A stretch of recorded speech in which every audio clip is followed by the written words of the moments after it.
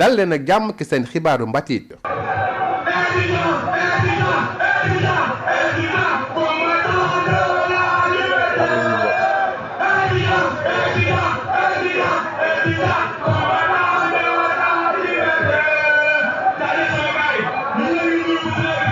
Indépendance tey mooy film bi nga xam ne Abdou Lahad Fall def na ko ngir jaaraat ci mbooru engagement citoyen ak lutte populaire fii ci réew Sénégal dale ko ci indépendance ba suñu jonn yàlla tey Sénégal am na taarixu ay bañkat.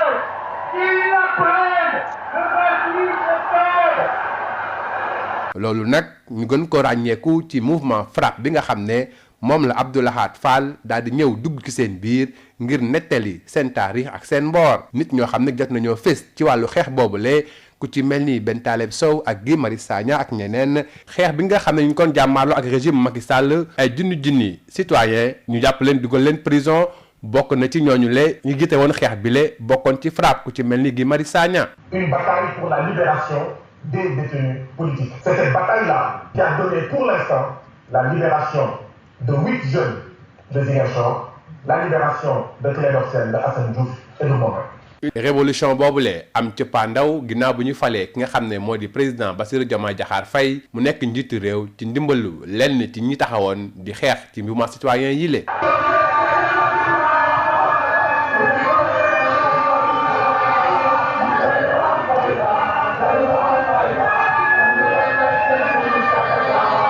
xeex boobule ban jeexital la am ci wàllu démocratie bu ñu gisee li mbir yi demee fu mu nekk nii ci wàllum politique mu mel ni féewoo dafa am diggante Bassirou Diomaye Diakhar Faye ak premier ministre Ousmane Sonko laaj boobule ki nga xam ne moo def film bi le laaj na ko ci njeexital bi njëriñu engagement citoyen ak lutte populaire bu fekkee ne dañuy dem ba ki cëppaandaw la politique yi daal di koy mel ni di nga ko sañ faañee.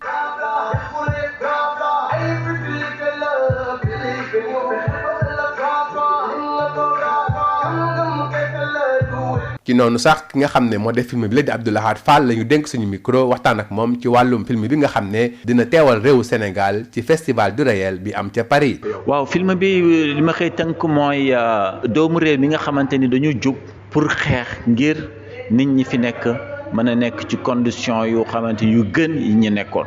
film bi loolu la lépp loo xamante ni lu normalul la.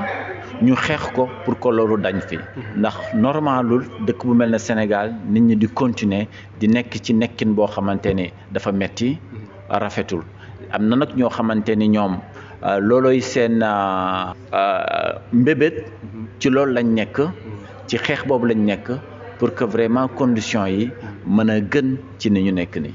mu mel ni xeex boobu noonu tàmbali wu rek ci ñi fi nekk tey parce que boo xoolee ci ñoom ni ñu ko jëlee dafa mel ni loolu lu yàgg ak Sénégal la. waaw xeex boobu yàgg na trop Sénégal dëkk la boo xamante ni ñi fi nekk ay xeexkat lañ dañuy bañ nekkuñu dëkk boo xamante ni nit ñi dañu yaafu. ñoom bu ñu gisee loo xamante ni ànduñu ci wala bëgguñu ko dañuy jug taxaw xeex ko ba loolu dañ fi te loolu lu yàgg la dafa jiitu suñuy juddu depuis suñuy maam dañu nekk ñoo xamante ni dañ daan xeex boobu nag. lañ continuer di wéy ba ci génération bi tey. alors gis nañ ko ci film bi xeex boobu noonu mouvement citoyen la tàmbalee waaye mujj ci wàllu politique boobu passage nga filmer ko yow wane justement ay lutteurs yoo xam ne dañu nekkoon di xeex nekk ay mouvement citoyen jékki-jékki retrouvé wu dans le champ politique ba am sax ay tey ay ndooma tànk mel ni Guy Marius ak Ben Taleb. xam nga xeexu mouvement citoyen yi ñoom seen xeex nekkul xeex pour am ay ndomba tànk. ñoom dañuy xeex pour que yëf yi changé. fekkee dafa am loo xamante ne teg nañ ko population bi nit ñi te jaaduwul ñoom ñu jug xeex pour que loolu dañ. te xam nga loolu nag nga dindi ko ci politique dafa jafe ndax politique tamit bu ñuy wax politique dëgg loolu mooy cërëm politique nekkul rek génn ci mbedd mi. jox nit ñi xaalis ñu lay tàccu nga naan man la non loolu du politique mooy ñi fi nekk nan nga mën a def nan nga mën a xeexee nan nga mën a liggéeyee pour que jafe-jafe yi ñu nekk ñu jóge ci. yaa ko nettali film bi ngay jeexal da nga laaj boo xam ne dañoo dab histoire dafa dab Sénégal. ci wàllu li nga xam ne moo fi xew. parce que bi ñuy ñëw ñëpp dañu doon tàcc di way di fecc mu nekkoon jiwo bi léegi dem na ba dualité ba tax rivalité politique ouvert entre Diomaye et Sonko nga am laaj boo laaj nag ci wàll boobu noonu loo ci gisoon dafa am loo xantoon wala. waaw laaj boobu dama ko laaj parce que dama ne gis la ci dëkk yu bare am na ñoo xamante ni dañuy ànd xeex ab mbir mais bu ñu demee ba cappaandaw ga wala ba jot li taxoon ñuy xeex lu ci ëpp léeg-léeg ay juuyatloo mën na am ci ni ñuy gisee yëf yi ni ñu war a doxalee.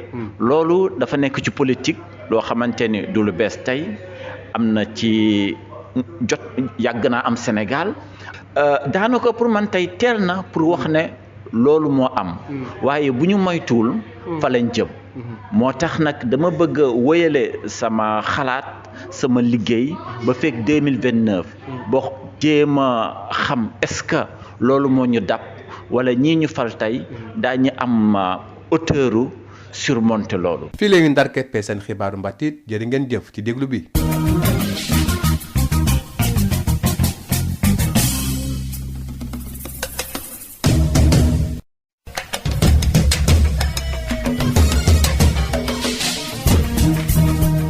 Bonjour et bienvenue dans votre journal de la culture.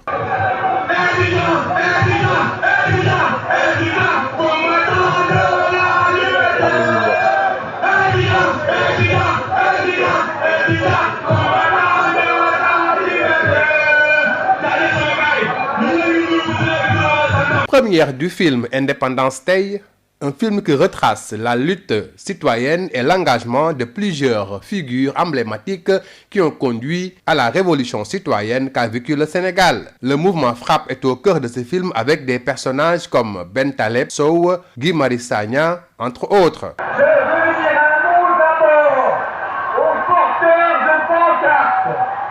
Ils veulent l'indépendance. Qu'ils l'apprennent. Le 28 septembre. De l'indépendance du Sénégal aux marches citoyennes de Aar Li Ñu Bokk, ce film retrace le parcours militant de ces générations de jeunes qui ont pris le chemin de la révolution, longue certes, mais qui conscientise les peuples.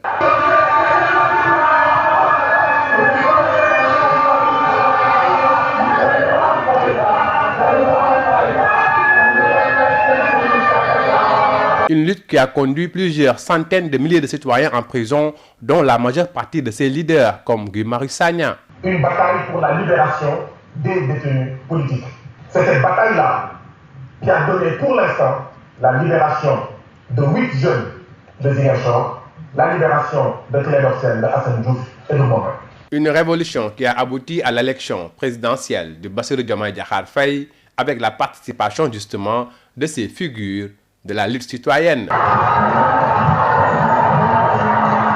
À la fin de ce film, le réalisateur se pose des questions sur la finalité de l'engagement citoyen et la portée de la lutte populaire par rapport à l'action politique et aux divergences, pour ne pas dire rivalité politique actuelle entre le président de la République et son premier ministre Ousmane Sonko.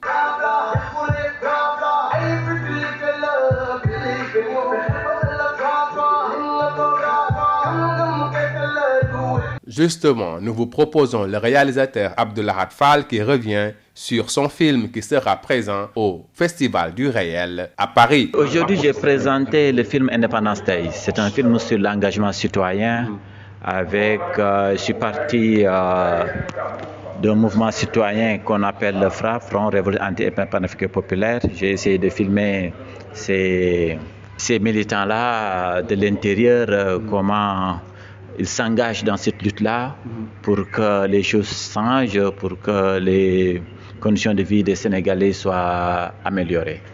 Alors, un film qui retrace justement donc ce lien-là entre le mouvement citoyen et la politique, parce que vos personnages passent de la lutte citoyenne à l'engagement politique en tant que tel. Ça, c'est intéressant pour moi de venir là-dessus. Oui, parce que, en fait, à un moment donné, l'engagement citoyen, ça peut aller vers la politique.